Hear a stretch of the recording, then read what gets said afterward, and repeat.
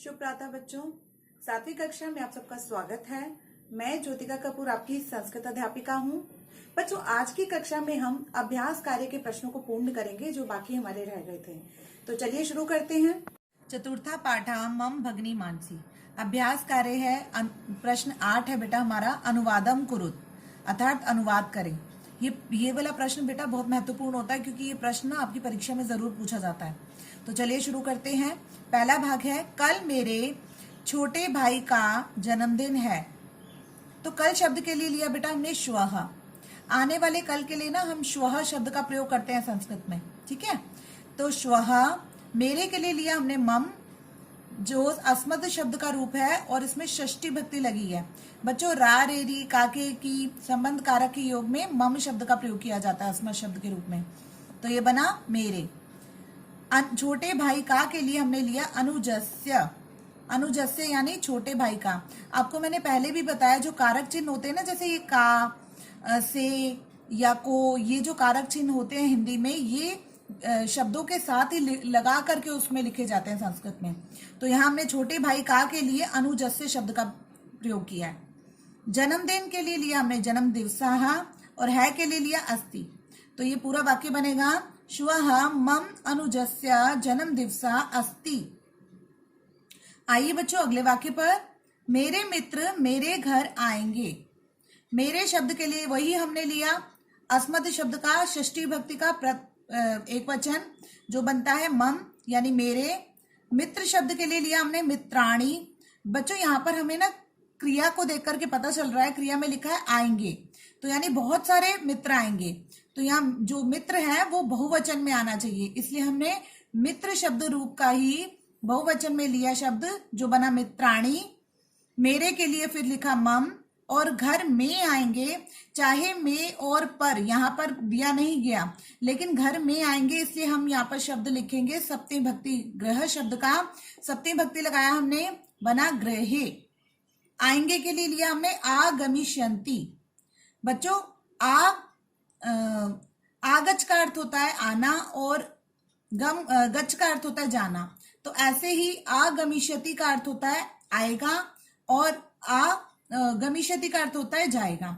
इसीलिए हमने यहाँ पर आगमिष्यन्ति शब्द लिखा क्योंकि यहाँ पर मित्र जो है वो बहुवचन में दे रखे हैं। एक बार उच्चारण करते हैं, मम मित्राणि मम गृहे आगमिष्यन्ति। आइए अगले वाक्य पर, मधुर की बड़ी बहन विदेश में रहती है। मधुर की शब्द के लिए हमने मधुर शब्द में षष्ठी भक्ति लगाई क्योंकि मधुर शब्द पुल्लिंग शब्द है, इसलिए पुल्लिंग शब्द के रूप के अनुसार ही यहाँ पर बना मधुरस्य। बड़ी बहन के लिए लिया हमने अग्रजा। विदेश में के लिए लिया हमने विदेशे, जो कि विदेश शब्द का सप्तमी भक्ति लगा एक वचन में, तो शब्द बना विदेशे, विदेश में। रहती है के लिए लिया हमने वस धातु का प्रथम पुरुष का एक वचन लट लकार में, ठीक है, रहती है। तो ये वस्ती शब्द बनता है वस धातु रहना, तो हमने लिया वसती क्योंकि अग्रजा एक है इसलिए यहाँ पर एक वचन वाली क्रिया आई है। एक बार उच्चारण देखते हैं, मधुरस्य अग्रजा विदेशे वसति। आइए अगले वाक्य पर, 7वीं कक्षा में 40 छात्र हैं। 7वीं कक्षा में, इन तीनों शब्दों के लिए हमने यहाँ पर एक ही शब्द लिया है। 7वीं के लिए लिया सप्तम, कक्षा में के लिए लिया कक्षायाम।